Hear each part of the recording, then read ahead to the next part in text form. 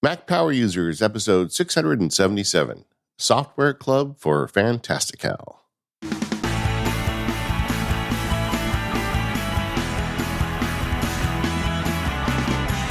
Hello, everyone. This is David Sparks. I am joined by my co-host today, Mr. Stephen Hackett. How are you today, Stephen?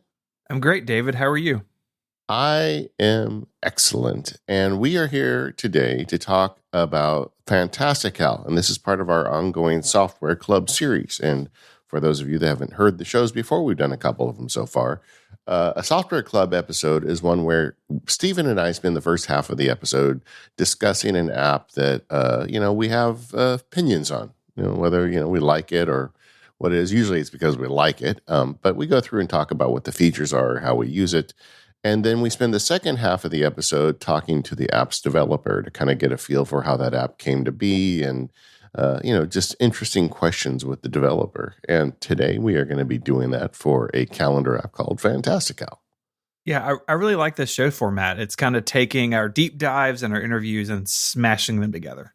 Yes, we are. And getting the story behind the story, I think, is always interesting. As a power user, I like to know what kind of the developers were thinking and how they came around it. Like one of the questions today, we're going to have Michael Simmons on from Fantastical.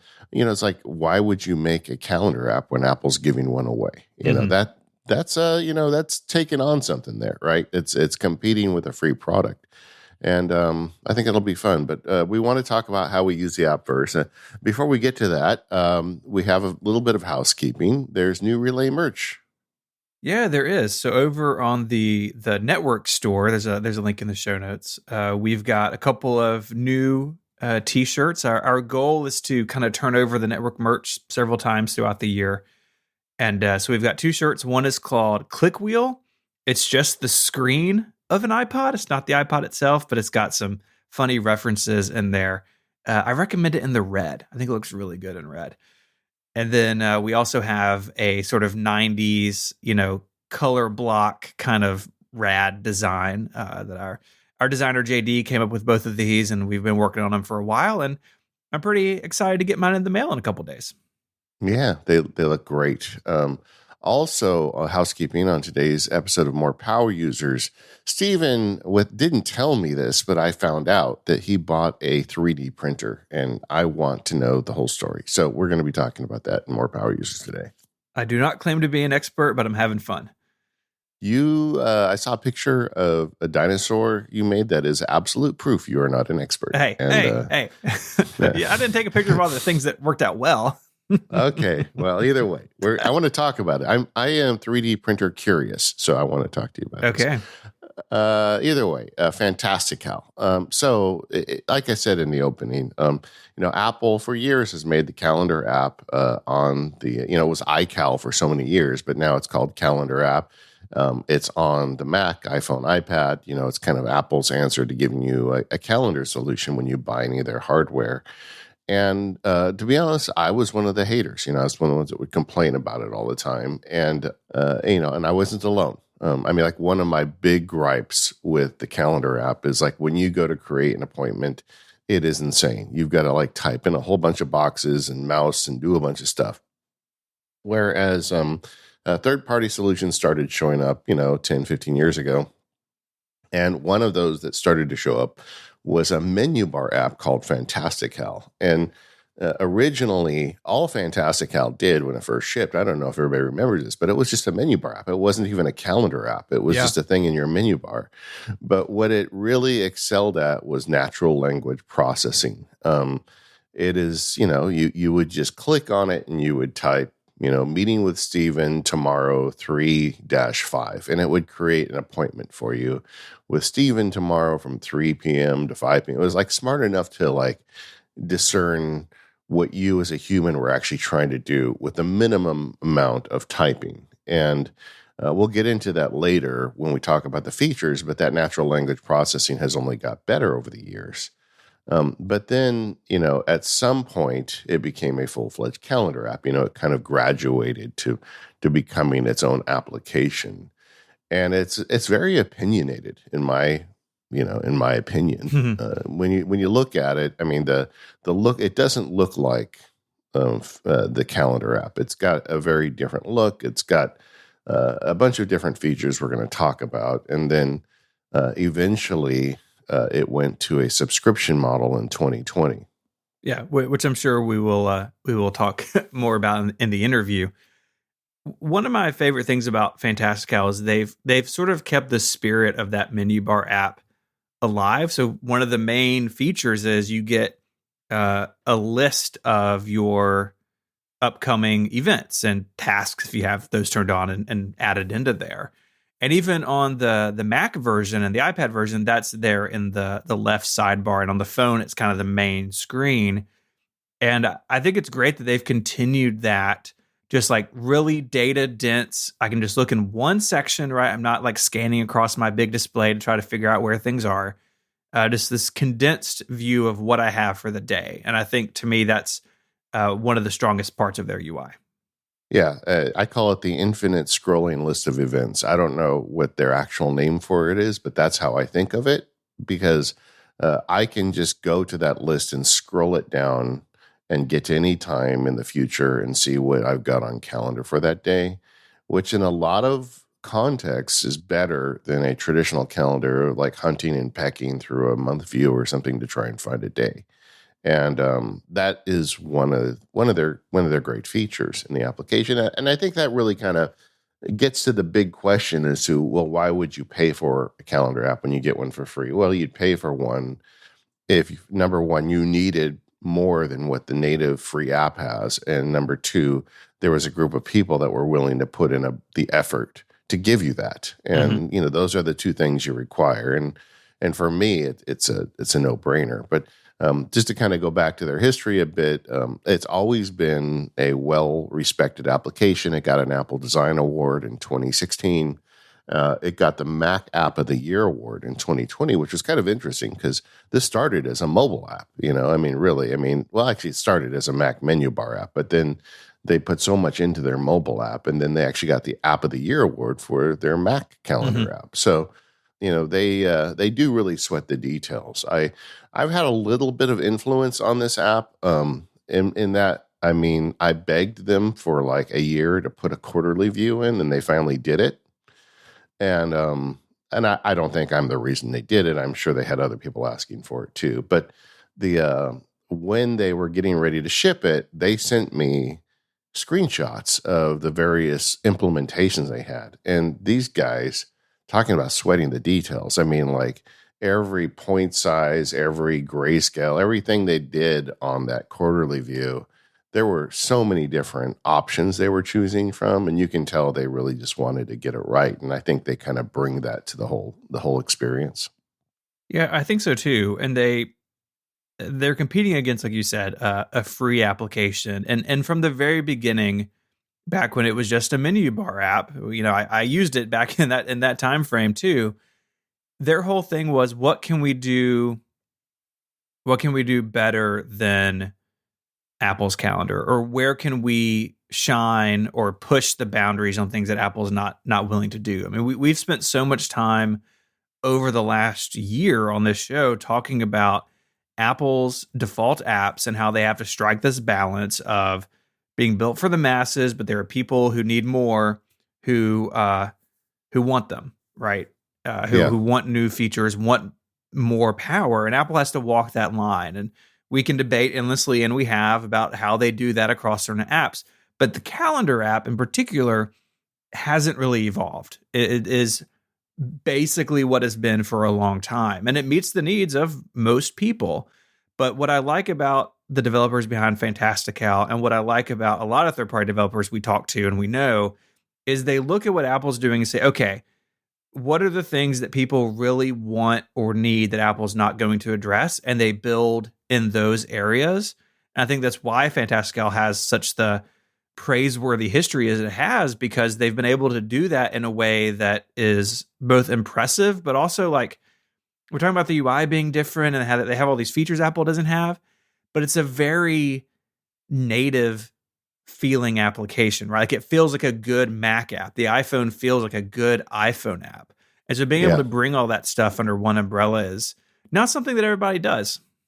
Yeah, agreed. Agreed. And, I would say the calendar has evolved. I mean, remember when it was the stitched leather and it has definitely got better over the years. They do have a scrolling view under some circumstances, but not the way Fantastical does. And they do now have a version of a natural language processor, but it's, I think the difference is, with Fantastical, you've got a full team working full time. Whereas I just don't think Apple's giving Calendar the resources that Fantastical gets. Yeah. And, and we're going to hear from people who say, well, I don't need to subscribe to a calendar app. I'm happy with the calendar app. And if that's you, I think that's great. Yeah. I mean, good on you. I mean, my subscription just came up. I pay for this stuff. If it, we make the podcast, we talk about this stuff. I guess I could ask these people for free licenses, but if I use it, I pay for it. Same. And, my renewal just came up and I'm like, is this worth it to me? I mean, it's not inexpensive. But it totally is, because the features I get out of it, I use every day, and that's a decision we all make. But what I would say with this episode is stick around with us and hear about these feature sets and see if it's something you may be interested in. Because if you do want to power use a calendar, I think this is probably the one you need to be checking out. Mm-hmm. So what are some of those features for you? All right, let's get into this natural language processing a bit deeper, because there's kind of like a little bit of a language to it, right? A couple of features. So I use the natural language processing all day long. I've got it mapped on my keyboard to Control Option Command F, and it just opens it up anytime I need it. So someone wants to set an appointment with me, I do it. I use time blocking, which I'll talk about in a minute. And I also use the natural language processor for that. So in addition to the basics where I could write, meeting with Stephen 10-12, and it would figure out that I have a meeting with Stephen from 10 a.m. to 12 p.m. There are also additional like codes you can put in there. Like if you type alarm 10, then it'll set an alarm for 10 minutes before the appointment starts. If you say, if you just type in a location, it'll put the location in as well.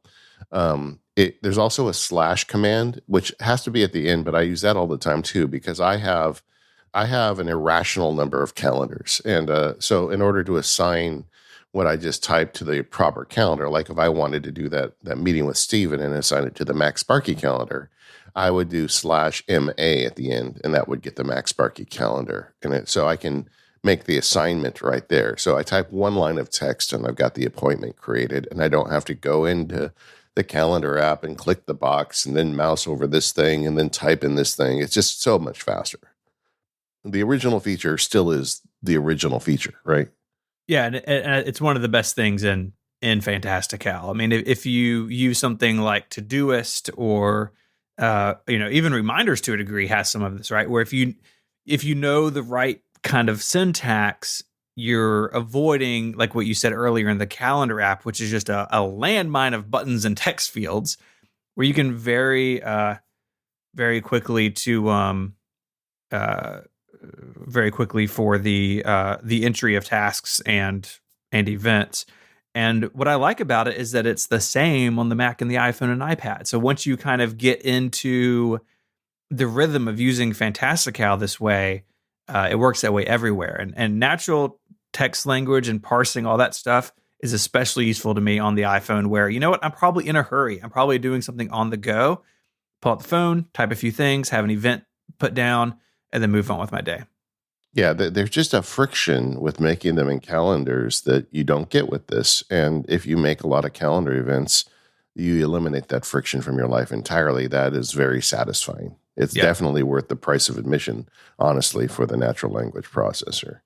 But there's more. It started out as a menu bar app, and it continues to have a menu bar app. And like the menu bar app, I have the setting turned on in it where it shows me my next appointment and how long it is until the next appointment in the menu bar. If you click on the menu bar app, it drops down a nice little monthly calendar along with that scrolling list of events. So you don't have to have a dedicated screen for your Fantastical or your calendar data. Or in my case, what I really like is just having a full screen version of the Mac app, where I've got the ability because I like to look at it in year view, quarterly view, monthly view. I like to look at all the different views, and there's something nice about having a dedicated space just for my calendar. Yeah. And the good news is because the menu bar app is basically a full version of the app in your menu bar.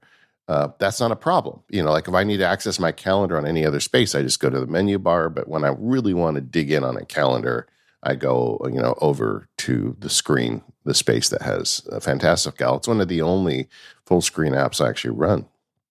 Another thing that I think is a really standout area for Fantastical is the ability to add other types of data into your calendar.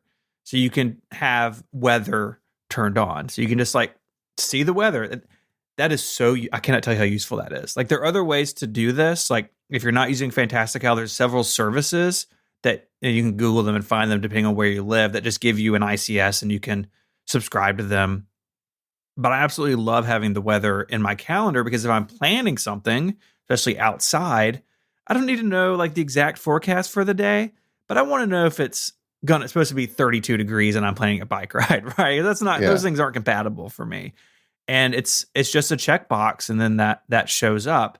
But they also have this whole collection of interesting calendars that you can subscribe to. So holidays around the world. I've got a couple for sports teams that I follow. So I know, okay, when are the Memphis Grizzlies playing or whatever? And it's all within Fantastical. I'm not going out on the web and trying to find something.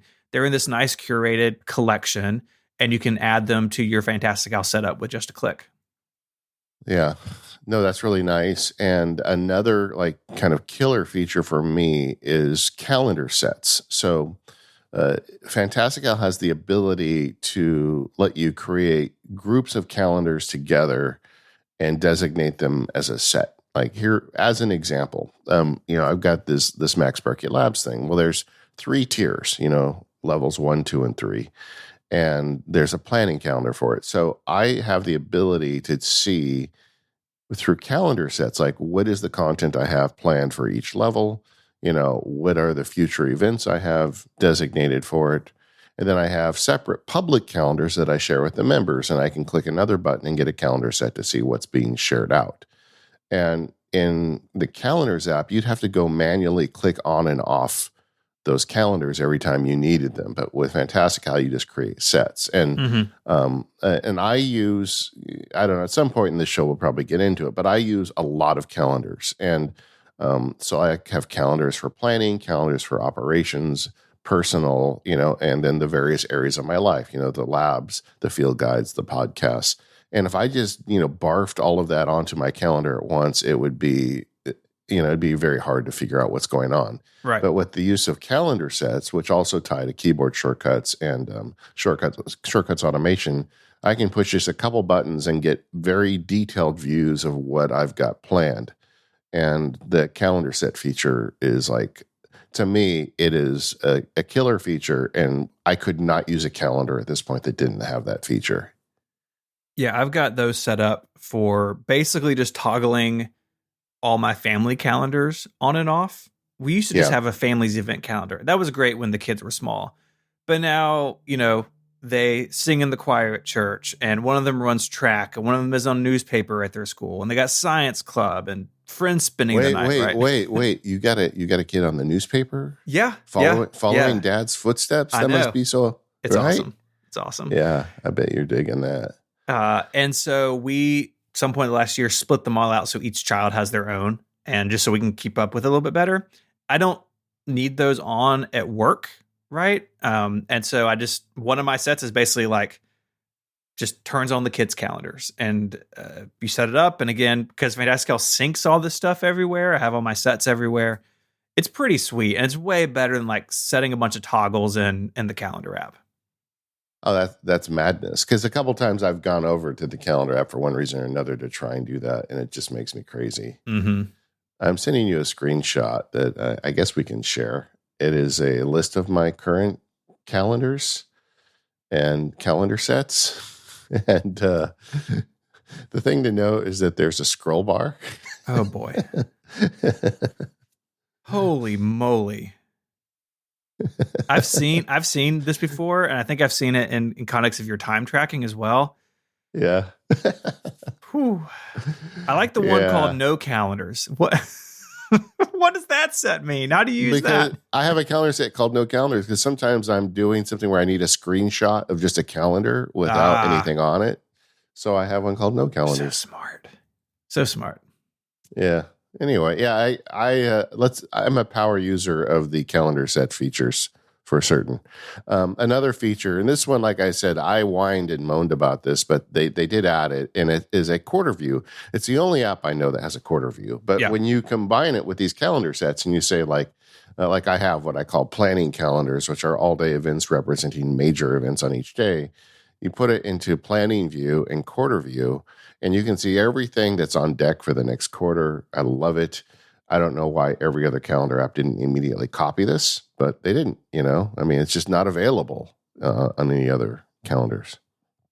Additional features I like, it's got time zones on the screen on the right and left side. So, like, I can put the Memphis time zone on the right side of the screen and the California time on the left side. And then when I'm setting appointments, I can see what time it is for Steven and myself. I mean, and for that, it's not hard. You and I are 2 hours apart. But when I'm dealing with Rose or somebody over in Asia, that really helps me to make sure I don't like try and schedule something in the middle of the night for them. Mm-hmm. Nice feature.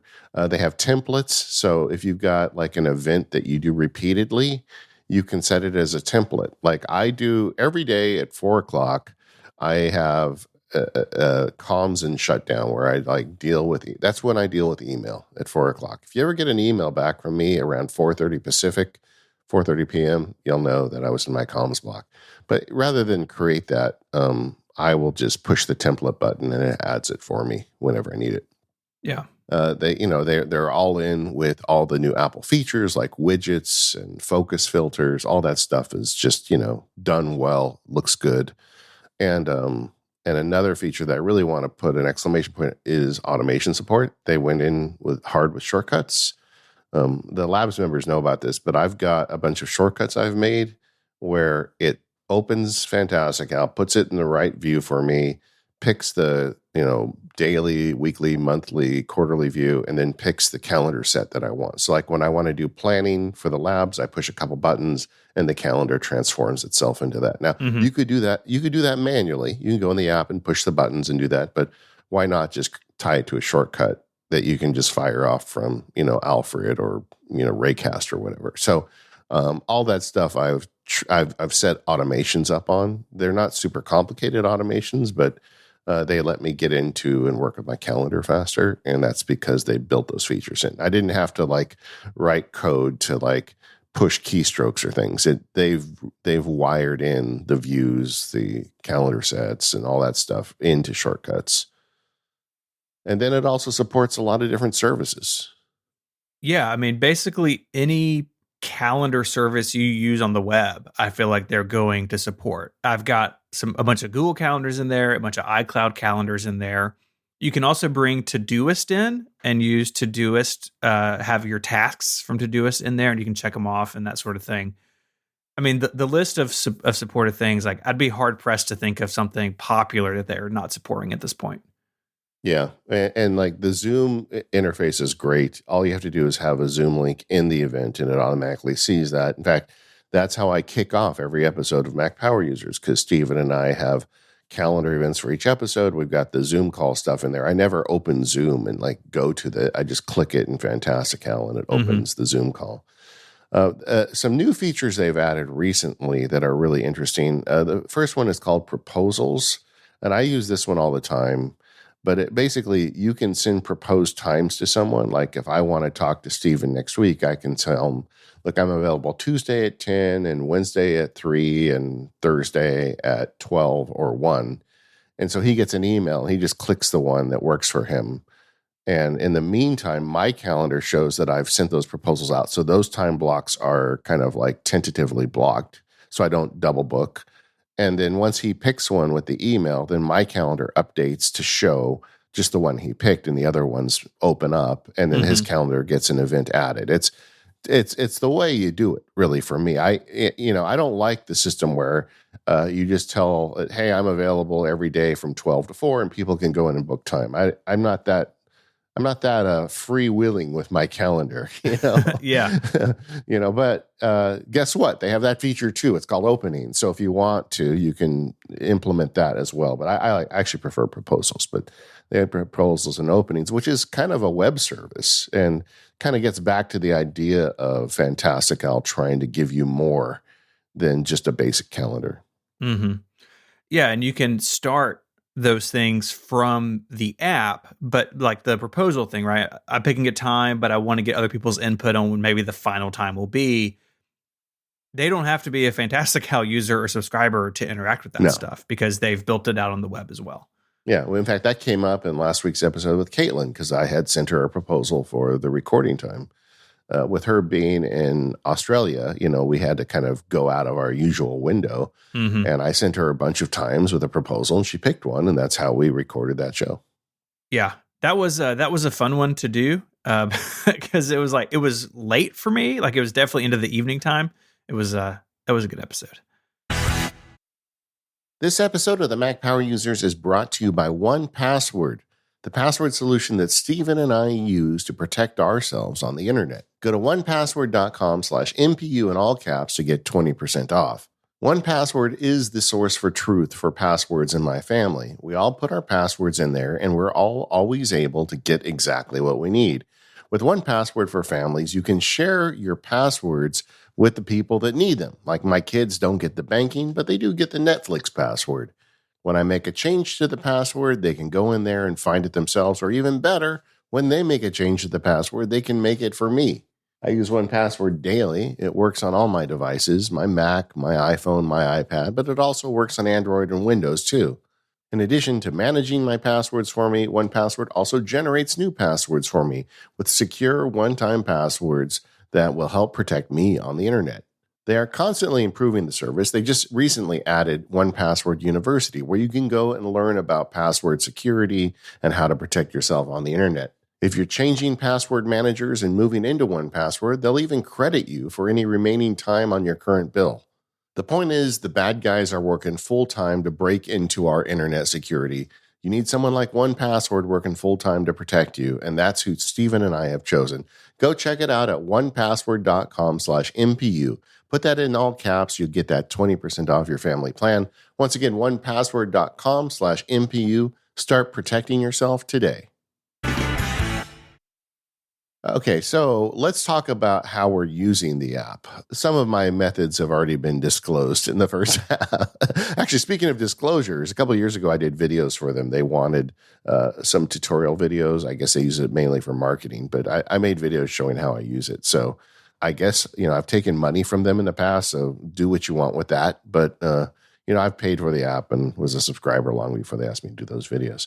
But I was sold at the menu bar, like you, Steven. Mm-hmm. There's a bunch of stuff I do with calendars. I am definitely a calendar power user, as my screenshot attests. But I really believe in, I've written about it in Xbarkey called hyper scheduling, but, it's kind of block scheduling is what it is that, we only have so much time. That what I always say is that time is finite and tasks are infinite. So if you have a task list with this infinite list of tasks, it really doesn't give you that much guidance about what you can get done today. But if you look at your calendar, you only have, let's say, 8 hours today to do work. Well, what are you actually going to do? If it takes you 2 hours to do this one task, well, now you have 6 hours left. And so I'm a big fan of the idea of being intentional about that and putting stuff on the calendar. I guess you can call it appointments with myself. So like today I had an hour blocked to prep for this episode. I have 2 hours blocked to record this episode. So now I've got 5 hours left. And, 2 hours of that is going to go into the Obsidian Field Guide that I'm working on. And then an hour is going to go into that comms block. And so, before you know it, the day is booked. Yeah. And it's using those blocks that it's like the ice water on your face, right? Where you're like, oh yeah, I actually can't do everything. If I'm realistic about how long all this stuff takes, I actually only have a couple of hours left to do other stuff today.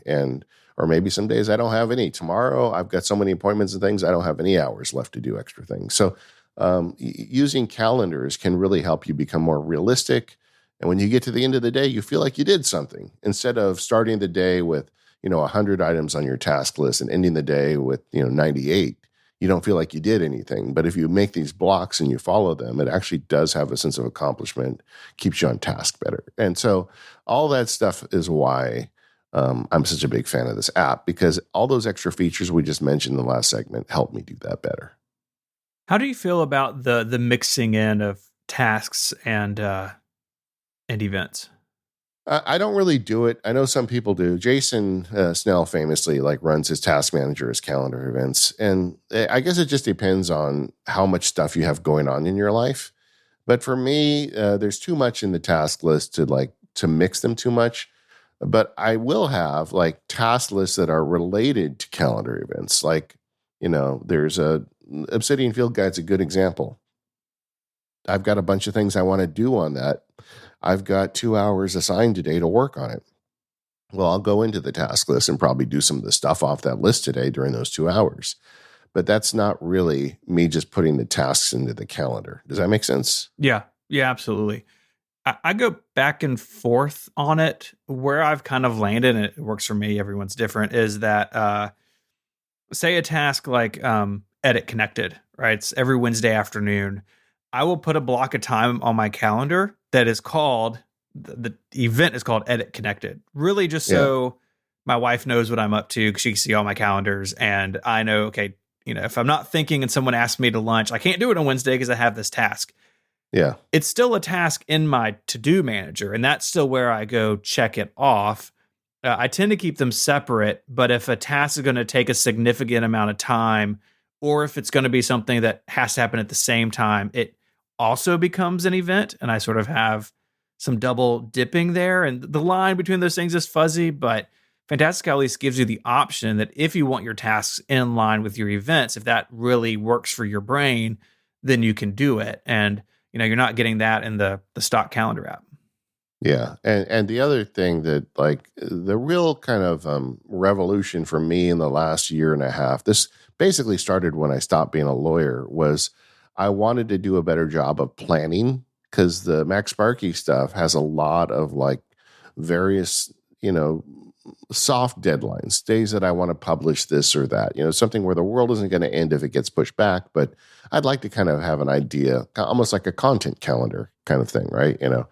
And so I initially wanted a feature added to Fantastical where I could have it show an appointment.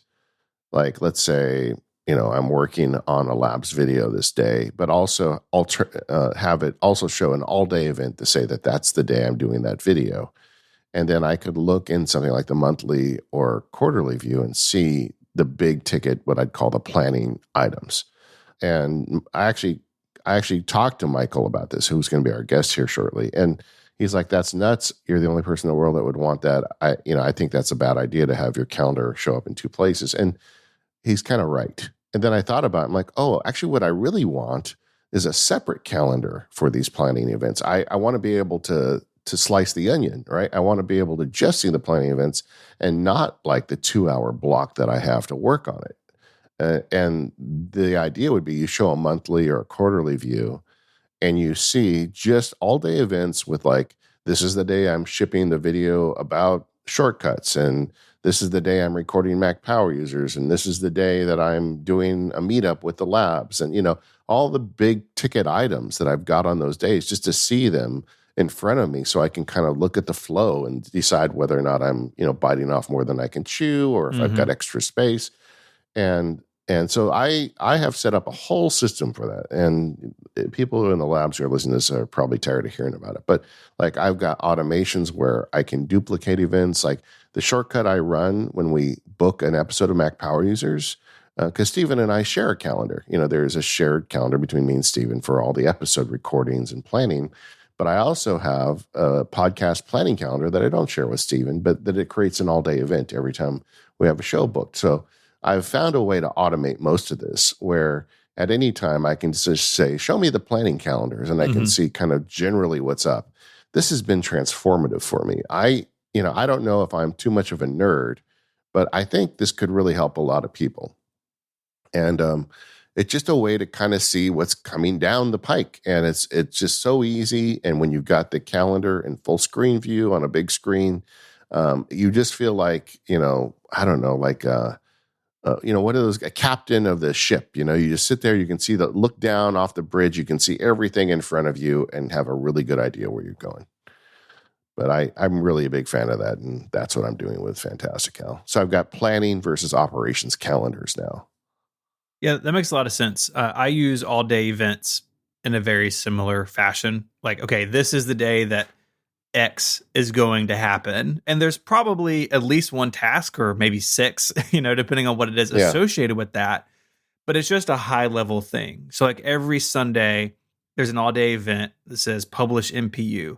Well, in reality, that publication is completely automated, right? Our CMS has a scheduler. I've done it all in advance. The tweets are scheduled in advance. But it's just a reminder that every Sunday, an MPU's got to go out the door. And it's not necessarily always actionable, but it helps me shape my week. I think very similar to how you're doing. Yeah, it's really useful. And the aha moment for me was putting those on separate calendars, and they're just called planning calendars. So I've got like a field guide planning calendar, a labs planning calendar. Actually, I have a labs planning calendar for each level. And then I've got, a podcast planning calendar and a blog planning calendar and a personal planning calendar. And this stuff to me has been just fantastic. And maybe we'll do more on it in a future episode, because I could actually go pretty deep on this, but Fantastical's calendar sets feature is what makes this really work for me. Mm-hmm. And then we talked about it in the last segment, but the other feature that I use the heck out of is proposals. I send out proposals like all the time. Anybody who deals with me is going to get a proposal, because I'm a control freak. And, rather than send you an email, say, well, I can do Wednesdays at 3, or when's your next available time? What I have found is if you just send somebody a proposal, all of that goes away. Yeah. You pick a couple times that are convenient to you, you send it out, and they almost always pick one of them. And I usually only make like 3 proposals, because I don't want to fill my calendar with a bunch of proposals. But, if you just pick like 3 times, most people are going to find one of those 3 works for them. And then you don't have to do the whole calendar dance. Mm-hmm. So I'm actually not a daily Fantastical user. I've been using it for about 3 weeks in preparation for this episode, but I've been using the stock calendar stuff, and using Fantastical again, like it is really good. It's even better than I remember it.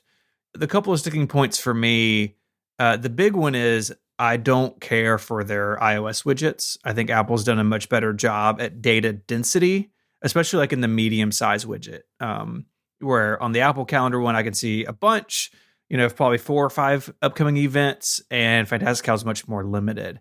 Now, I can mix and match, right? I can use the calendar widget and use Fantastical, and that's totally doable, but I've used the widget to launch the app now for a couple of years. And so there's some weird hang up there for me. The other thing, and honestly, we're going to talk to Michael about this, is that Fantastical is not a cheap application. And for me, I'm not sure it quite reaches the tipping point of being worth the $56 a year or whatever it is now. And so I've got a monthly thing set up, and I'm going to run it for a while, because if it turns out like, yeah, these features actually are more useful than I remember to me, or they fit my needs better now, then I'll stick with it. Because I'm totally fine paying for good software that meets a need that I have in my workflow. So I'm definitely in the exploratory phase with this, and with Fantastical, it is a paid subscription, but you can go monthly. So if you do decide to try it out for a little while, you're not jumping in bed for a whole year, which I appreciate. Yeah. And honestly, I think that's the right approach. I mean, if you don't feel like you're using the features, then don't get it. I mean, there's a lot of software out there that I could subscribe to that I don't, because I don't think I need it. I mean, Adobe is a great example. Like, I don't subscribe to any of that stuff. So you just got to kind of figure out your own mix. And I am definitely, like I said, well, if you look at my calendar list, I think it's almost unhealthy, my whole calendar situation here. But I like using calendars, and they do help me be more productive. So I want all the features, and I want these guys to just keep putting the pedal down on this stuff, because they're not stopping. I mean, the proposals and openings thing, I mean, that could be an entirely different subscription from another service if it didn't already exist in my calendar app. And the other thing about it, I sound like I'm selling for them, but I'm not. I just, I like the app, but they do it locally. They don't put your calendar in their cloud, like a lot of services do. So there's kind of a privacy piece of this too. But yeah, in fact, let me double down that for a second. Each device you have this on, you're signing in to your accounts on that device. And so if you use iCloud, you have to get a one-time password from Apple. If you're using Google or any others, you just sign in, with their web authentication. But when I set this up a few weeks ago, I set it up on my Mac Studio first, all signed in, and then picked up my phone, installed Fantastical. I signed into my Flexibits account, but it still makes me log into each individual calendar account. And so they are not passing a login token around. They're not copying all your calendar events to some central database and then pushing them back out, right? Your individual devices are still going out to iCloud or Google or wherever to pull your events down. I mean, they're long-term Apple developers that get it, and they're going to be, the way they do it is the best way to protect you. And that was, I think, one of the interesting things with openings and proposals, that they were able to pull that off without sticking your calendar on their cloud. And they did it, so that's cool. But I was really interested to talk to you about this because I know you've been working with it, and I know you were a calendar user. And I could see you ultimately deciding it's not for you because I don't think you go as far down this rabbit hole as I do. No.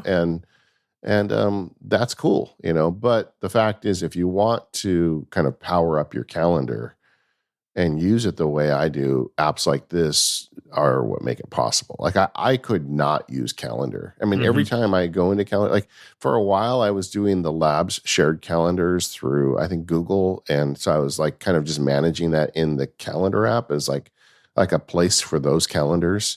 And every time I open it up, I just want to bang my head against the desk. I mean, it's really, Apple really needs to do what they're doing with their other productivity apps to the calendar app, because that one is not evolving the way some of the others are. Yeah. I would love to see them turn up the volume on that one a bit, but either way, Fantastical is there. It's a powerful app, got a lot of great features. It's not for everyone, but it's for a lot of folks. And let's talk to the developer. This episode of Mac Power Users is made possible by Clean My Mac X. Clean My Mac X is one app you've probably heard about. It's so essential that many folks install it as their first app on a new Mac. It removes megatons of junk like cache files. It also prevents your Mac from slowdowns or issues like malware. What I really like about Clean My Mac X is they have all these tools in one beautiful application. You can do a lot of these things, but I don't want to have 15 utilities sprawled across my system that are confusing or hard to use. Clean My Mac X puts them all in one place. I have it on both of my Macs, and I absolutely love it. In the free version of Clean My Mac X, you have a free menu bar app that checks your Mac's health. But if you want more, you can get 5% off at macpaw.app/MPU. Clean My Mac has been around for 14 years. They know what they're doing, and they can help your Mac run at its absolute best. Once again, all MPU listeners will get 5% off. Check out the link in the show notes or go to macpaw.app/MPU. Our thanks to Clean My Mac X for the support of the show and Relay FM. All right, I want to welcome to the show Michael Simmons, the self-proclaimed director of Fantastical, along with a few other roles, I think CEO, broom pusher, and probably everything in between. Welcome to the show, Michael. Thanks, David. I really appreciate you having me. So, Michael, tell us a little bit about yourself and your history with app development. Yeah, so I got into apps in kind of a very roundabout, indirect way. Originally, I went to college for film, so that's sort of why the title of director comes into play, where I'm more of a creator. And originally, I saw myself going into film and creating experiences to take people through a story and make them feel good and give them lessons and enjoyable experiences. But when I got out of college, I really had to analyze, am I really going to move to LA and Hollywood? And how do I really get into film? And I figured out all of the barriers probably seemed low odds that I would probably have an enjoyable, successful kind of journey in that direction. So I had always been into computers from when I was a little boy. My first computer was a Commodore 64. Our school had a PET at our library, which was a very rare thing. And I was always into technology. So when I got out of college, I actually got a job with a video game company here on Long Island. I'm in New York. And that was Acclaim Entertainment. And Acclaim Entertainment was huge at the time. They did Mortal Kombat and NBA Jam and a lot of licensed products. And from that job, I realized how fun technology could be and how you could apply an experience to a technology, if you will. So that was really my first eye-opening experience to going, yeah, I think I can take all of the computer stuff that I love and that I'm good at and marry that with sort of the creative part that I want. So to fast forward and how I got into the Mac scene, I was doing beta testing for a company in California, and they were called ProSoft Engineering. They're no longer around. And they had do you guys remember the drivers back in the days, the early 2000s, where you'd actually have to have drivers to mount a hard disk or to mount a CD drive? I remember ProSoft. Yeah. Yeah, exactly. So ProSoft actually was like the driver standard. They actually, believe it or not, also created some of the code from Disk Utility that was part of Mac OS. So anyway, I did some beta testing for them just on volunteer, just testing their apps and testing, their user interface to their drivers. And I always had really good bugs. I'm really good at writing up bugs because I think at the end of the day, the way you write up a good bug is you write up your experience and what happened. So one of the engineers had reached out to me and said, man, you write really good bugs. You really understand the products well. I think you should come work with us. Now, keep in mind, I was living in New York, working in New York, and this was in California. And I was sort of always wanting to go to California, but I was like, all right, whatever. So long story short, they hired me. I moved out there. I took the chance. I went to go work there. And ironically, one of the products we had was a CD burning software called CD Master. And that became the burn of Rip Mix Burn for iTunes. Apple had acquired us. So that sort of began the foray into my world of Apple. Yeah, really, really random and happenstance, but yet connected to my love for computers. So fast forwarding a little bit more, eventually I got an offer to go work with the very, very prolific, although unfortunately no longer around, Ambrosia Software. I'm sure you guys know them very well. Sure. And Ambrosia was very unique in that they did games and utilities. And I got to work on some of their utilities as their head of business development and product. And that was really good for a while. And then after Ambrosia, I went on to work at Cultured Code on Things, helped launch that product, did a bunch of features and design. And around that time, I was starting to realize that I had some ideas of my own. I really wanted to make some bigger products. Cultured Code was obviously focused on things, so it's not just like they could do a bunch of apps. They were very small. So I, at the time, had a friend who I was working on a project with. His name's Kent Sutherland. He's now my business partner. He was working on a thing called Chax. Now, both of you may or may not remember this, but this was a plugin for iChat at the time that would allow you to hack iChat and do different things with the UI. It was an input. It was manager. awesome. It was awesome. I remember when I first seen it, that's why I reached out to Kent. I was like, oh my God, this thing's incredible. You should do this, this, and this. And he could just take all my ideas and make them happen. And he liked all my ideas. He was like, more. So we started collaborating. And then when I worked at Ambrosia and I worked at Culture Code, I was like, hey, you should keep working with me.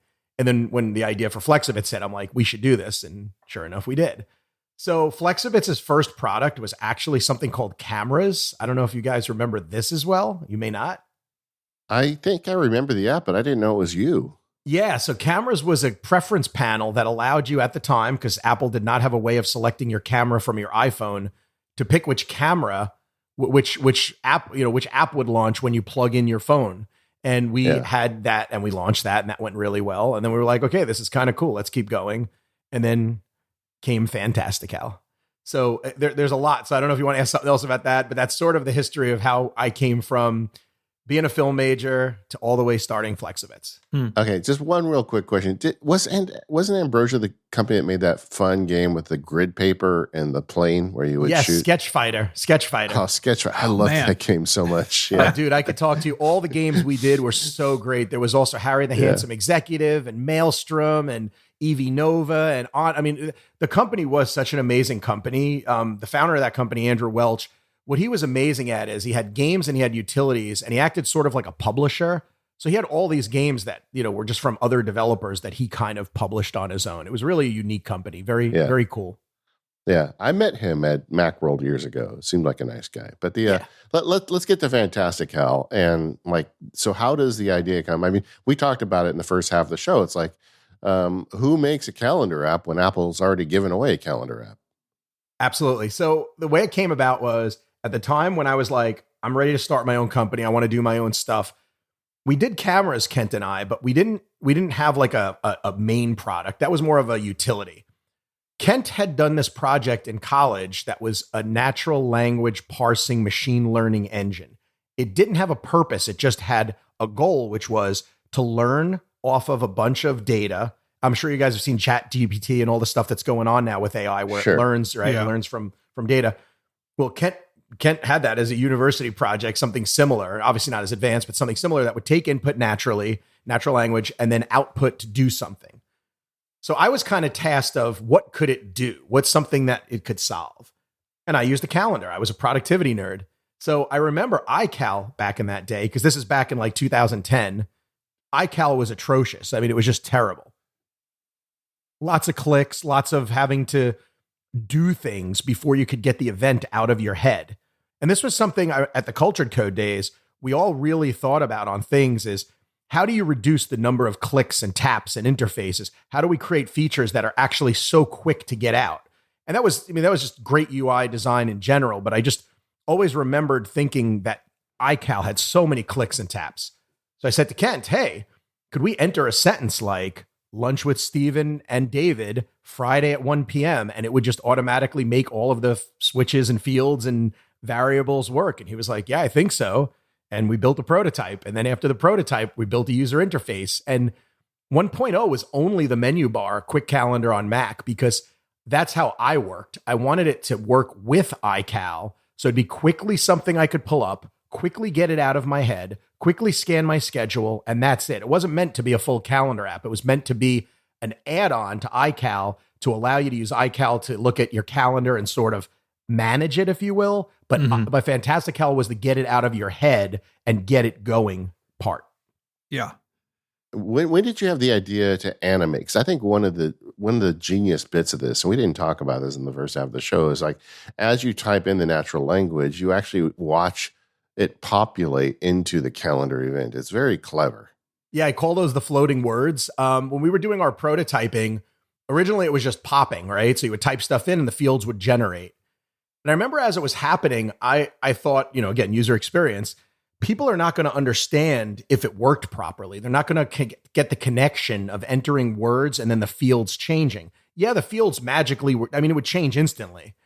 And I'm like, we have to do something to convey this. So I came up with, I think we called it originally word cloud or something, but anyway, I ended up calling it floating words. But yeah, the words float into the fields that they're going to describe and illustrate to you, hey, something happened. You typed something in and they went there. And then that way you get a nice visual connection and experience of knowing what happened and that it's done. Well, it was great. And it was like, you guys had your big launch around a Macworld. I remember when it came out and everybody was talking about it on the show floor. Like, it's like, whoa, what is this thing? And how is this working? In fact, that may be the first time you and I met. But but then eventually you went beyond that. You went beyond the menu bar to create, a full-fledged calendar app.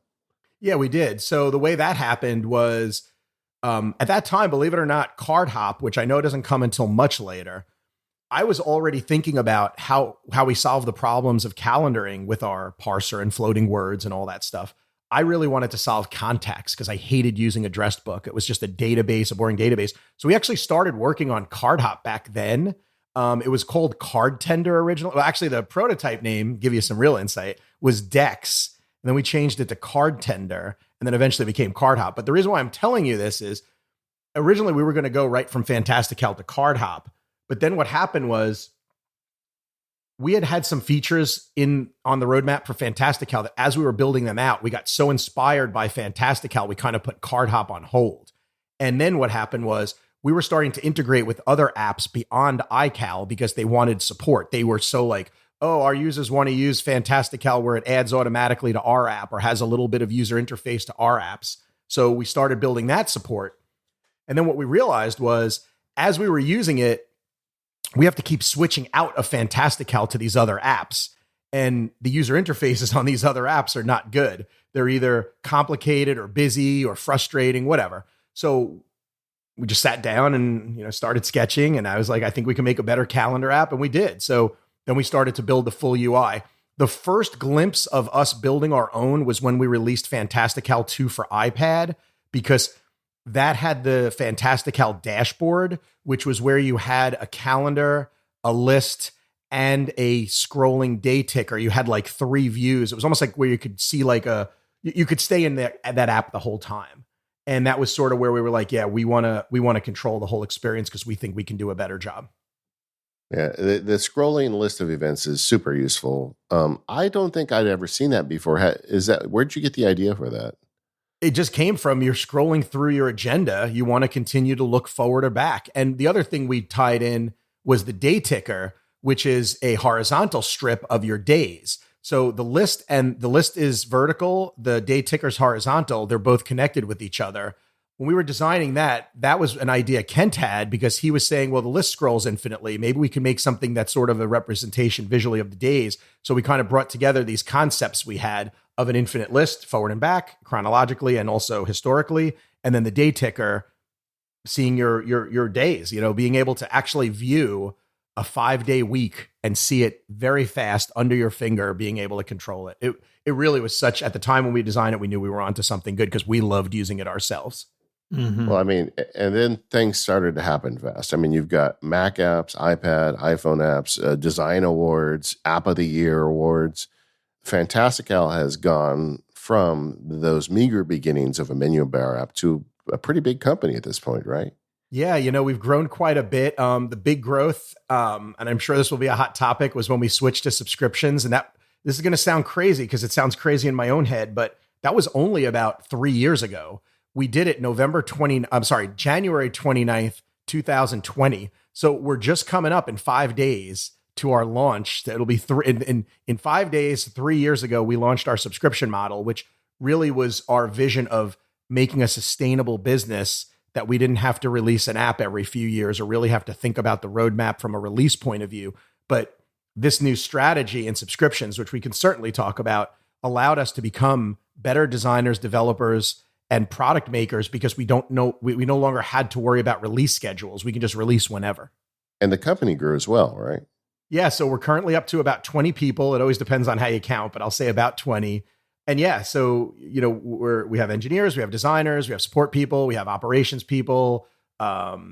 It's really fantastic. No pun intended. I really didn't mean that. I didn't mean it. But it is fantastic that we've been able to take something that we love to build, that we build as just 2 indie developers, and it's stuck for all these years. I mean, we're coming up on we launched in 2011.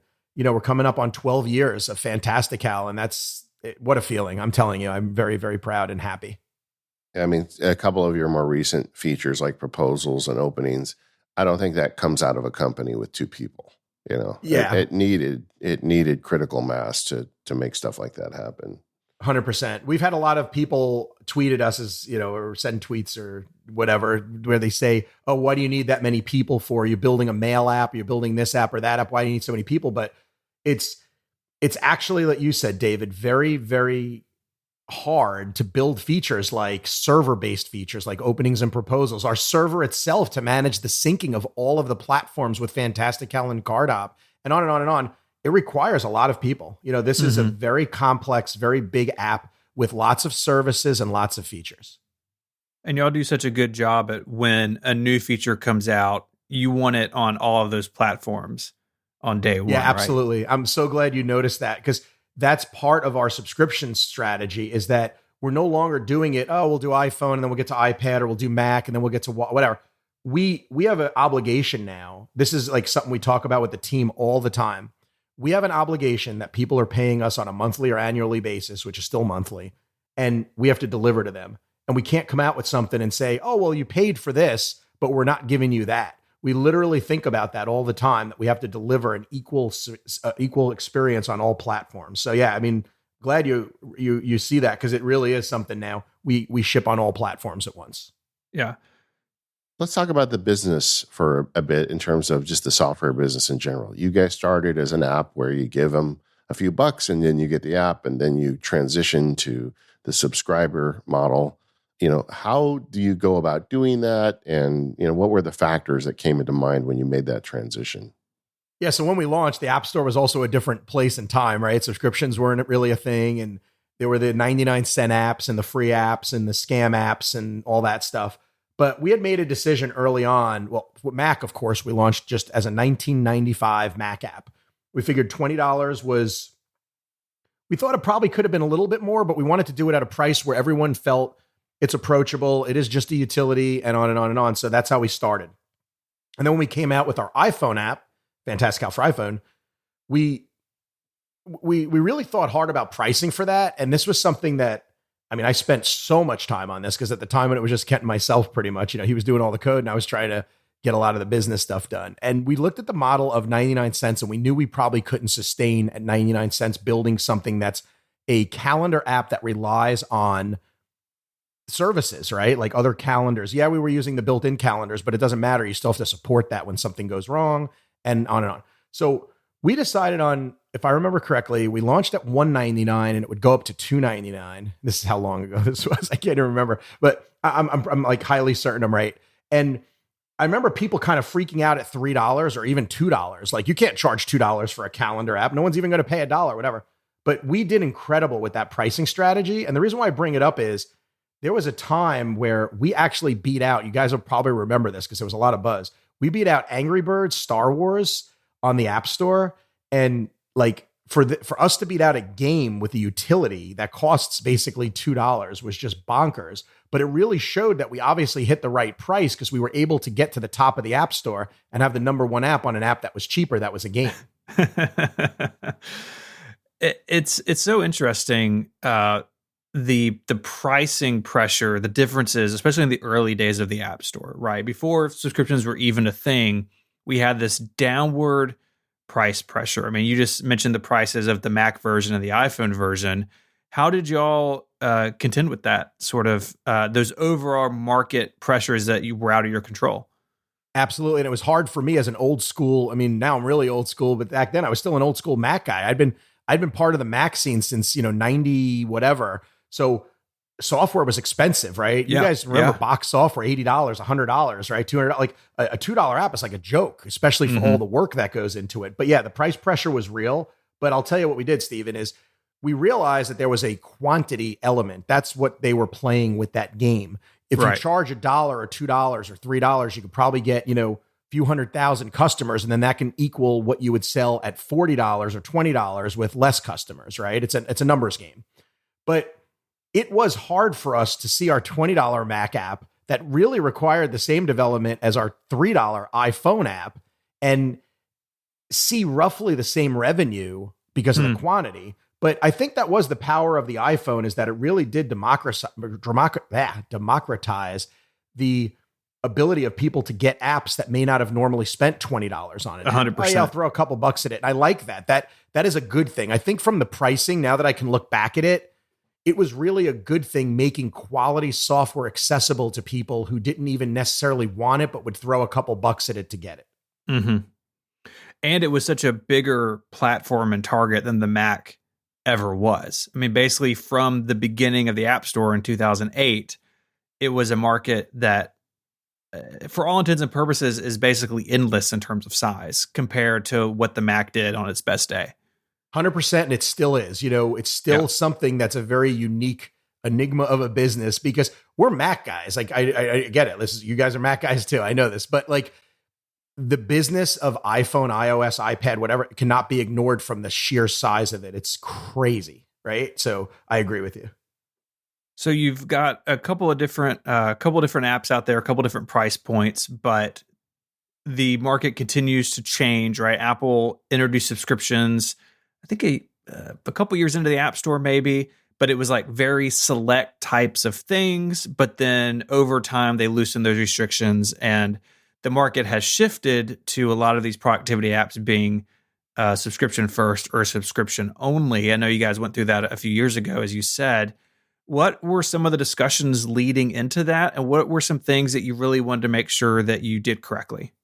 Absolutely part of the journey. We had a release schedule that was basically, okay, we did Fantastical 1 in like 2011, and then Fantastical for iPhone came out roughly a few years later. I remember there was a slight delay with doing Fantastical for iPhone because we had we didn't really have a good idea to do the iPhone app. Like, we didn't want to just release a port of Fantastical for iPhone. We wanted it to be really good. Yeah, so like we came out with the original Fantastical in like May of 2011, and then iPhone didn't come out until November 2012, even though everyone was like chomping at the bit for that. So we released that. And as we did each release, so then we did Fantastical for iPad, which we did not do as a universal binary. And we did that intentionally because I had a philosophy at that time that if you made a universal binary, you really were just making your iPhone app into a big iPad app.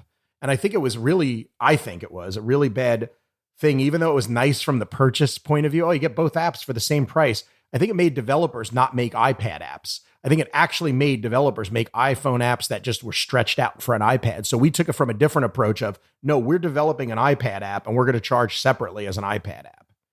And anyway, when we started to release everything, then we did Mac version 2.0, which was our biggest update. You guys will probably remember. That's when we went to our account system and went to the full screen calendar. Fantastical 2 for Mac, I would say, was the turning point of our company because we had a $50 Mac app that was as pro and as feature rich, and I would argue better than any other calendar app out there at the time. But selling a $50 calendar app when you went from 20 and you were selling to customers that spent $3, it's a really big thing, right? So everything was going smoothly and well. But what we realized at that time was, yeah, we have this release schedule of like every 2 years, and then we're getting card hop ready. And the whole train of like having to release an app every 2 or 3 years to get the bump, because once you release an app as a smaller developer and you don't spend a lot of money on marketing, or really marketing isn't effective when you're Apple only, is you have to release something big to get the buzz and to get the upgrade. Right. You're having to go on this release cycle of every 2 years or 3 years. And it feels bad because you're making customers wait for features. Let's say there's a big feature we want to release. Well, we can't, like synced calendar sets. Synced calendar sets required a lot of infrastructure and server components, which was obviously then scheduled for Fantastical 3, which was part of subscriptions. But we had to think about the ongoing costs of things like servers and development and other features and adding weather and adding interesting calendars and on and on and on. But we started to think about subscription, the evolution of subscription. Answer one of your questions is around that time where we realized, yeah, this having to do an app every few years is not really that sustainable. And with what you also said about subscriptions coming out or becoming a little more accepted, we noticed that when a couple apps would switch to subscription, people would riot. The pitchforks would come out. It was clearly not an acceptable thing yet. I mean, I still don't think it's acceptable. I've gone through so much craziness with this that I just don't think there's a subset of people, let's put it this way, that just will never like subscriptions, right? It just is. It's just how it's always going to be. People feel like it's renting software. I can understand it and I can empathize with it, but I also think they miss the point that there's ongoing value in the service of the software. Yeah, not every developer does that. We do. We definitely keep our eyes on the prize. Like I said to you about feeling obligated to our users to always return on investment. But basically, yeah, around that time, we evolved to subscriptions, and our plan to make sure our customers would be happy. We really spent, I'm telling you guys, years coming up with this strategy of what would we do with our existing customers and what would we do for new customers? And we're also going to have a free tier now, which we never had a free version. It was always pay. Was literally no way to do free unless you downloaded our direct version from our store. It was a trial, but you weren't really allowed to do that on the App Store, right? You have to have a true free version. So we took our existing model and we said, okay, we're going to have a free version with a lot of features that are standard, that are just good features, and that's free. And that's still here today. In fact, we've added features to our free version and we'll continue to do so. As we grow the premium offerings, we start to evaluate, what's something that we could maybe move over to free, or something that isn't actually requiring as much service or attention as we thought, because we're not just doing paid features just for the sake of them. We're doing them based upon the costs and upon the actual level of support. So We launched our subscription in 2020, like I said, January 29th, and the people came out with pitchforks. Oh, the other thing I left out, the really most important thing I left out is we allowed all existing users of Fantastical 2 to literally have every feature they paid for unlocked in the new Fantastical pretty much forever. I don't want to say forever. We didn't promise forever because nothing's forever. And who knows what'll happen in 5 or 10 years. But we don't have any plans to shut them down. I think we're going to probably leave it forever, but you never want to go on the record and say forever. But yeah, I just want to make it clear, we did keep all of the existing features for Fantastical 2 users. So anyone who paid for Fantastical 2 to this day and ongoing will still have all the features that they had paid for active with support and upgrades and support for new OSs going forward without any additional charge. So I think that was pretty fair, pretty reciprocal, and pretty respectful of our past customers' business. So how did the transition to subscription change your business? What was the result of it? Well, the biggest result was demand from customers for support, because now that we had all these extra features, that obviously the purpose of subscription was to have features that were more server based, we had more support. So we had to hire more support people. Before subscription, we were actually operating with only about 1 or 2 support people. And then we had to go up to 4 support people. We also had to get more engineers because with server stuff, we started getting bigger loads and bigger demands and bigger requests. Also, the craziest part that hasn't been mentioned is COVID started around the time, right after the time we launched. The timing couldn't have been crazier or weirder because we launched January 29th, 2020. Then COVID started picking up, or at least becoming a known thing, around February or March. And then that, I would say, combined with subscriptions, transformed our business like we never expected. And here's how. We were experts at working from home. I've actually been working remotely for prior to that point, for almost 20 years, 15 years. And obviously with Flexibits at that point, we had been in business about 10 years. Kent had been working remotely for 10 years. So we knew how to work remotely very well. We took a lot of the things that we would use remotely and brought these features to Fantastical. And that was actually the impetus of why Apple gave us the Mac App of the Year for that year. They even said so. There was actually a specific thing they told us that this was for contributions in the year of COVID.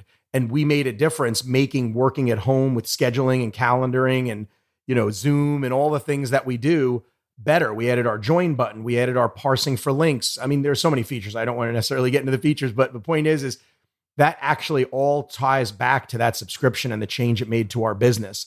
We could never have added features like that with a one-time paid app. It would have been very hard to do.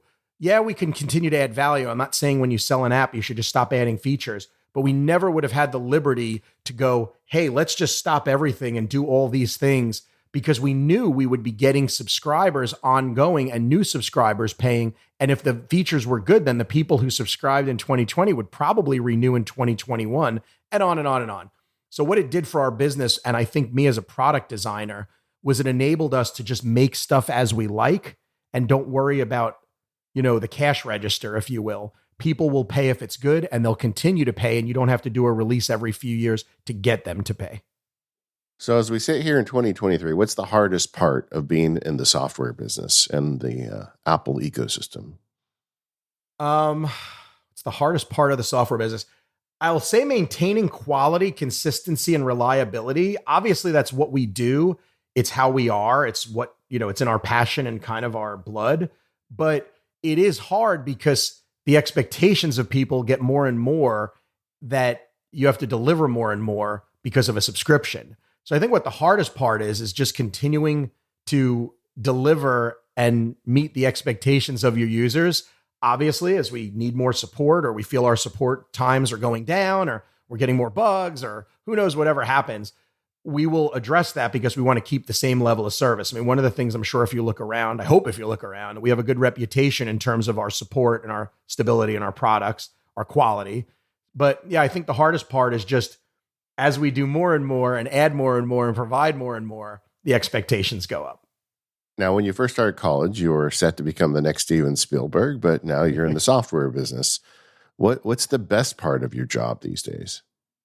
I mean, making people's lives better. And this is something that when I look back, I'm kind of glad I wasn't the next Steven Spielberg, although he wasn't, he was a hero of mine and I would have loved to be.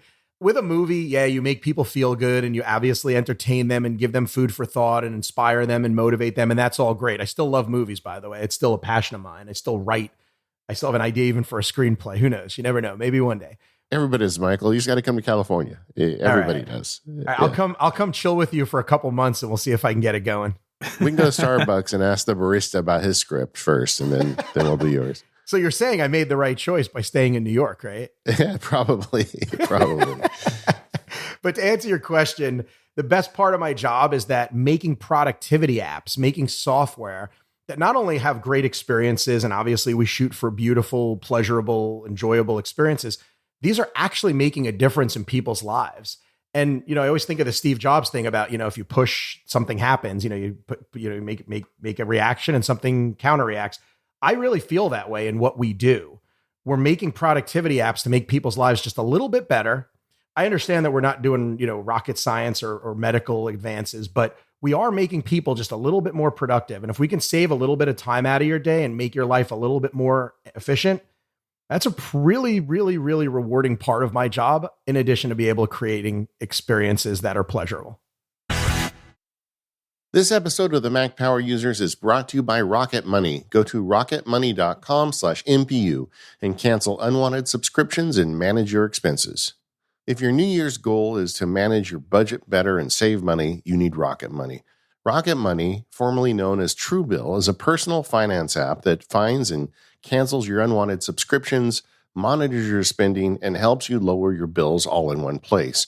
Over 80% of people have subscriptions they forgot about, like that streaming service you bought just to watch one show, or that free trial that you never even used.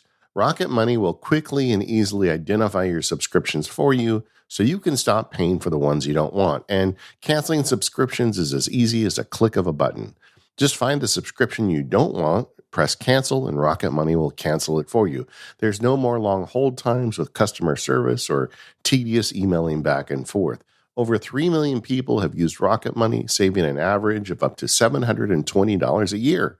I've been using Rocket Money now for a couple months, and I am sold. I get the notifications from them when they find unusual spending.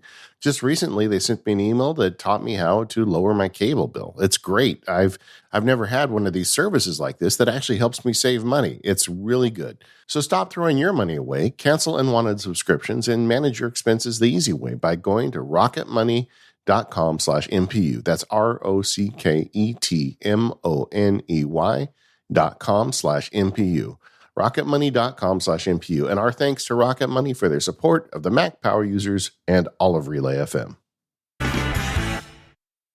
So, Michael, when we talk to people, we like to wrap up mentioning some favorite apps and services, things, tools that you use to get your work done. What comes to mind? The big one comes to mind is Slack. So this is how everyone at Flexibits communicates. It's actually good, but it's not great. And there's a lot of really weird UI. Like, for example, we have calls on Slack and you can do an audio phone call. Mm-hmm. And they decided to add a feature called huddles. And huddles were, I guess, supposed to make people in a room, let's say you're in the support channel, supposed to make the support agents go, hey, let's have a huddle and we can all talk rather than a one-on-one conversation. You could have the whole team join this huddle. But I guess they started to think that the huddles were so great that even if I want to have a call, let's just say with you, Steven, like we're coworkers and we're just talking, we would create a huddle. Right. But it's very strange because normally you don't just randomly keep your line open and then you would just join randomly and talk with me. It's a little weird. It would be like almost like having an open mic in my office and then you just randomly decide to talk with me. I've experienced this too. We use Slack. It's weird. Yeah, it's just weird. But now what they're doing, and this bugs the crap out of me, is they're getting rid of the phone calls. Like they're literally getting rid of it. And now in the app, they're like, you shouldn't be using phone calls because they're discontinuing in March. Please use huddles instead. But if you really want to use the phone, and they put a text link, there's literally a hyperlink. Click here if you want to make a call. Like it can't be more buried and unhelpful. So that's just one example. And I'm frustrated by Slack because they had such potential to really nail the user experience. Another thing that annoys me, the iPhone app doesn't have a theme control. So where I normally like dark theme in the evenings or whatever, You can't change the theme. Like, I don't know. It's just really weird. Like, it changes with your phone, but you can't override it if you want to change it. Have you looked at any of the other options to Slack? I mean, any of the other communication tools? We haven't really, because, it's one of those things that works, but it's annoying. I'm certain there's other solutions out there. I mean, the way things are going with Salesforce, I hate to say it, maybe it'll go away. There's no knowing what'll happen. I know they're big, but I know there's Microsoft Teams, which is clearly blowing Slack away in terms of popularity. But I know I've used Teams and the user interface needs a lot of work and it's even worse. That's a problem with being a director of an app, right? You actually, I mean, I know, Michael, from our friendship, how seriously you take user interface. It's like, I just can't imagine being you. I would imagine almost every app just makes you angry. Well, imagine being my wife then, having to hear all my complaints about all the apps that I use. And I'm like, why doesn't it have this? Why isn't there a number keypad when I'm entering numbers, and on and on? Yeah, it's pretty bad. It's a curse. But yeah, no, and you as well. I mean, I know even we'll talk about apps. It's nice that I know you guys, Steven and David, like care about user experiences and user interfaces, but I think we should get apps. Why do we even have to critique apps not having good user interfaces? We're in 2023, and I really feel that every app should have a good user interface by now. It's just good practice. Am I wrong? You're not wrong. Not at all. Very passionate about this topic, as you can tell. Well, yeah, it's true. Like why can't Slack get things right? Why can't Microsoft Teams get things right? How hard is it to just have a pleasurable, simple, direct user interface? So yeah, anyway, Slack went off on a big tangent on user interface, and I'm sure you guys have seen it on Slack as well. So it's not just me. The next one is a bittersweet one. Tweetbot and Twitterific. Shout out to both of them, because they both were apps that, kind of go between them, and they have different user interfaces, which were both A++++. But I really want to call out, not only the terrible way that they were shut down, and not only the terrible way they were treated, and not only the sad end of the story, but I mean this, they were super important to me personally and Flexibits over the past 10 years. Around the time Flexibits started, these third-party Twitter clients, Tweetbot and Twitterific, started. And they've always been with me. And I didn't think about this until I was kind of thinking about my list for this, but they're like old friends. They're why I think we got popular. We tweeted about Fantastical, and then people would tweet, back when we launched 1.0, oh, it's amazing. You've got to see it. All of the people that loved our app, like you and artists and everyone would, like the buzz of Fantastical that was organically generated was generated through apps like Tweetbot and Twitterific. And they were critical things for me personally and Flexibits. So I'm incredibly sad to see them go. I'm incredibly sad to see Twitter changing from that, comfortable clubhouse where we could just all have a place that we enjoyed with a beautiful interface, because obviously their app, goes without saying. I'm not going to go on another tangent. I'm going to control myself. But yeah, much love to Twitterific and Tweetbot, and huge impact to me and Flexibits, and I will miss them greatly. So what are some other apps that get user interface right in the App Store these days? What are the ones that you tell your wife how much you like? Yeah, well, one of them for sure is Carrot Weather. Brian's a friend, and I've known him for a long time, since he started, and he's incredible. He's a one-man shop doing everything. I mean, I'm just in awe of what he does. But the user interface, the Apple-ness of his things, the features that he's supporting, the expectations of things, it just gets it right. Another really good one is Slopes. When I go skiing, again, Curtis, and he's been growing. He's been doing great. Another indie developer that's just doing fantastic. Great user interface, great support for Apple Watch, taking advantage of all the frameworks and things that matter. An interface that has an expected outcome. Really, really great. So I would name those as two just very good apps that are not only pleasurable, but doing it incredibly right. Yeah, it's interesting because, this series we're doing, this, software club series, in general, we're picking apps that we think have excellent user interface and user experience. The last one we did was Dark Noise. And I feel like there's space in a lot of app categories for people to come in and bring like a mindfulness, intentionality to the interface. And the community will embrace them. I mean, Mac people and iPhone people and we want good apps like Carrot Weather, Fantastical. Like Dark Noise is just a noise generating app, but he did just such an amazing job with the way it looks that that we're all loyal to it, and I think that is what a lot of developers just don't seem to get. Yeah, I'm glad you brought up Dark Noise. That's another great app, and he's done a great job. The experience is great. Another one I got to mention, I don't know why I didn't mention, is 1Password. I've been actually friends, and I worked with them for a while, and they do a really good job at leveraging the right experience. As you know, they were one of the first to integrate in with the OS when that framework came out to be able to use passwords. And I really think the whole team there cares about the user experience, from how can I get to my password as easy as possible. I think with the series you were talking about, it would be great to have almost a journal of the best apps or the best user experiences of apps. And I don't know, I find it very surprising that so many apps get it wrong, because there's some basic premises. You just look at an Apple app, just take did you ever do the swipe on an iPhone? I'm sure you guys have seen this, where you swipe the edge of the screen, the left edge of the screen, from left to right to go back a screen. Mm-hmm. Do you ever use an app that doesn't support that, even though there's a back? Yeah, it feels broken. Right. And they're making an iPhone app. Like, how do you not have basic functionality that's in every standard app part of the device from Apple, which means they're not really aware of what an iOS app should be. So little things like that, like, I don't know, like maybe there's an opportunity here to have a primer on like all of the top 10 things we see a lot of apps not get right that they could get right. Maybe that little 10 commandments of iPhone or Mac development user interface standards would be enough to just get apps up a little rung of the ladder. I don't know. Yeah, it seems like they leave a lot of easy stuff off the table. A lot of apps do, and I'm not really sure why, but maybe they just don't know better. Maybe that's it. Yeah. One more app I'll just throw out really quick. I don't know if you guys have seen the web browser Arc from the browser company yet. Yeah, I'm in on the beta and I've been spending some time with it. All right, I'm happy to hear. So yeah, I'm involved with them as actually an advisor and an investor, and their mission is really cool. I'm on board. I think it's great. Obviously, you've used Arc, so you see that the user experience matters. All the feedback I've given them about the app that got to get these things right, they listen incredibly instantly and fix incredibly quickly. Like, I can talk to them about stuff and they instantly get why it matters. And that's what makes for a good app.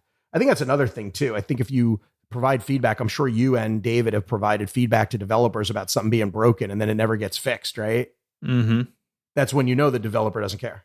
Or you just never hear back. Like, it's like screaming into the void. I just had that experience with an app last week, and like, it's so obvious. Yeah, it's such a bad feeling because you've given them the answer. That's like back to my first job. I was beta testing for them, giving them lots of feedback about things that I found broken, and they were saying, "Oh wow, you really know app stuff. Come and work with us." If you're giving a company the answer on how to fix a problem and make the app better, they should be thanking you and offering you a job, right? Well, I don't want a job. I just want them to fix it. But I certainly don't want a job. But yeah, I hear you. I hear you. But I just think it's such easy stuff that they could address. So yeah, I mean, Arc gets it right. Slope gets it right. Carrot Weather gets it right. Dark Noise gets it right. I said Dark Noise, but it's not Dark Noise. It is Dark Noise, right? Yeah. Yeah, it is. It is. All right. I don't know why it sounded weird when I said it. But anyway, yeah, they all get it right. And the Dark Sky. experiences, You always confuse it with Dark Sky. That's what it was. Yeah, my brain went to right. Is it really Dark Noise? Yeah. What I like, what you've done over there, Michael, is you've just been unapologetically putting the hammer down on making calendar app with super features. You're willing to charge for it, and I get that, and I'm sure some people give you a lot of grief for it. But for those of us that need the power features that you're shipping, keep doing what you're doing, man. I think you're on to something. Steve and I, there's a running narrative going on in this show, and I think in general, where Apple is suddenly taking productivity apps more seriously. And I feel like if you look at reminders and notes, and not so much calendar, but even Apple Mail, Apple is slowly turning up the temperature on those apps to make them more useful and more powerful. But I feel like on a scale of 1 to 10, Apple's never going to get beyond a 6 or a 7 because, they've got to take care of basic users more than power users. And the apps that want to jump to 11, like yours, are the ones that are going to continue to thrive because Apple's never going to go there. And man, just keep doing it. Thank you. I appreciate that. And I agree completely. I remember it brings me to a story. a friend of mine who makes Super Duper, which is an incredible backup app. I don't know if you guys have heard of that. We talk about it frequently. Yeah. All right. Awesome. Yeah. Dave is an amazing guy, amazing friend, an amazing developer. And when Time Machine came out, I remember everyone was saying, oh, you're going to get Sherlocked. You're going to get Sherlocked. And like, he was like, no, this is great. Apple's now promoting backups. My business is going to grow. And sure enough, the business grew. So we definitely welcome Apple, come into the productivity party. We definitely welcome, hopefully one day they'll make a better calendar app, because we'll be able to, I love how you said it, take it to 11. And that's why we keep doing what we're doing. We're trying to solve problems for ourselves for the calendar that we then want the user experience to be for everyone. And we think people will enjoy that. Well, thank you, Michael, for coming on. Where can people find you? They can find me on Twitter, although probably not that much lately, at MacGuitar, at MacGuitar. And then, of course, flexibits.com, FLEXIBITS.com. And on Twitter, we're at Flexibits as well. And, that's pretty much it. All right, gang, I talked to Michael before we recorded today, and he's nice enough to offer a discount to Mac Power Users listeners. So we're going to get you in there with 20% off now through February 20. Go to flexibits.com/MPU, and you can get 20% off either a 1-month subscription or a 1-year subscription. That's through February 20. Go to flexibits.com/MPU for the details. And thanks, Michael, for offering a discount to the listeners. My pleasure, and really appreciate your and Steven's time, and keep doing what you're doing. I love your guys' show. We are the Mac Power Users. You can find us at relay.fm/MPU. Thank you to our sponsors today, 1Password, Clean My Mac X, and Rocket Money. And we'll see you next time.